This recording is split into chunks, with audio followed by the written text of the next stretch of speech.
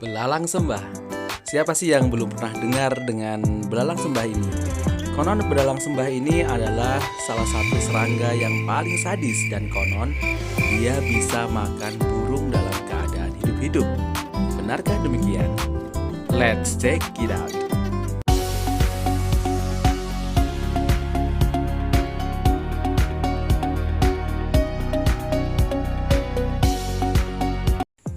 Sahabat, dalam dunia serangga tentu nama belalang sembah sudah tidak asing di telinga kita. Ya, binatang ini mempunyai penampakan fisik yang khas. Kalau diperhatikan seperti orang yang sedang berdoa. Sehingga tidak heran apabila serangga ini dinamakan sebagai belalang sembah. Nah, kebanyakan belalang yang kita kenal suka makan pucuk-pucuk daun dan cenderung menjadi hama bagi tanaman. Namun belalang sembah ini adalah belalang yang berbeda. Belalang sembah adalah belalang predator yang makan kutu, kumbang, dan bahkan belalang lain. Bahkan kabarnya juga belalang sembah ini juga makan vertebrata yang ukurannya lebih besar daripada tubuhnya sendiri. Ya, misalnya seperti burung. Benarkah demikian? Sekarang mari kita kenali dulu belalang sembah ini. Belalang sembah ini mempunyai kemampuan berburu yang baik. Ia mempunyai kaki berduri yang memudahkan untuk mencengkeram dan mencegah mangsanya untuk lari atau pergi.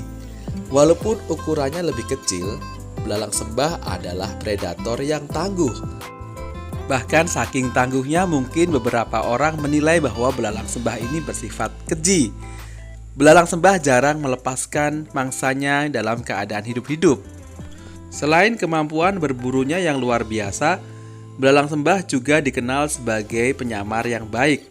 Warna tubuhnya yang hijau cerah adalah keberuntungan tersendiri untuk bisa berkamuflase menjadi serupa dengan daun-daun di sekitarnya sehingga keberadaannya tidak disadari oleh mangsanya atau oleh hewan lain.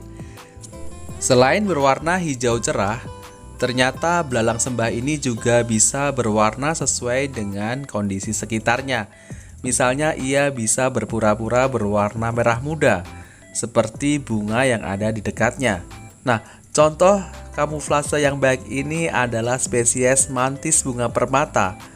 Belalang sembah ini mempunyai karakteristik bercak putih, hijau di bagian abdomen, dan sayapnya cukup berwarna-warni. Mereka adalah penyamar yang baik di habitatnya. Belalang sembah memang adalah penyamar yang baik. Bahkan mereka juga bisa berkamuflase menjadi daun, rumput, atau batang. Walaupun kelihatannya pergerakan belalang sembah ini lambat, sebaliknya belalang sembah adalah serangga yang cukup gesit.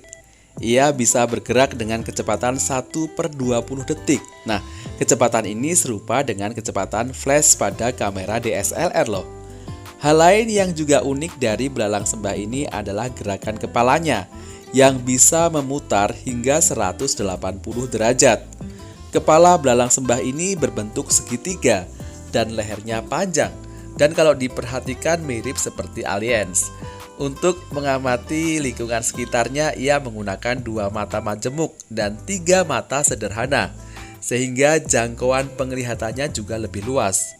Nah, karena keistimewaannya itu, tak terlalu mengherankan kalau belalang sembah ini bisa memangsa hewan yang lebih besar, seperti misalnya kadal atau burung.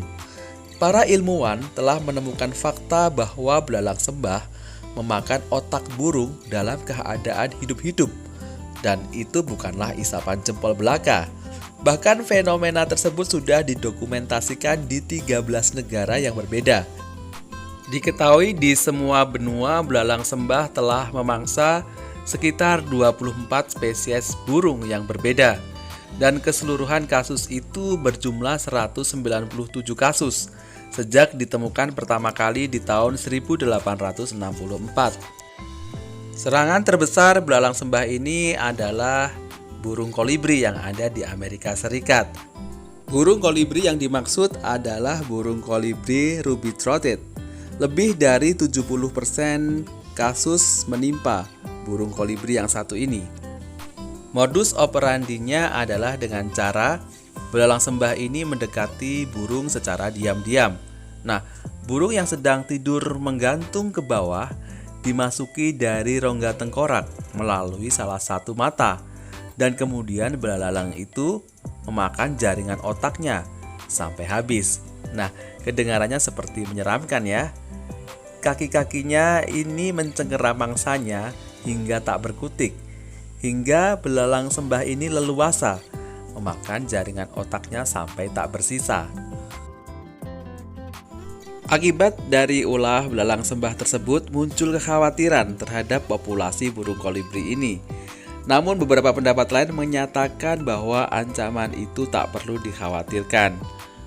Kalau dilihat dari segi ukuran belalang sembah ini juga beragam. Mulai dari yang terkecil seperti belalang sembah kerdil yang panjangnya hanya 1 cm ketika dewasa. Dan belalang yang terbesar adalah belalang sembah raksasa yang ukurannya bisa mencapai 17 cm. Untuk perkembangbiakan belalang sembah ini, belalang sembah betina yang sedang hamil maka akan menghasilkan busa yang disebut OTK. OTK ini bisa memuat hingga 300 telur.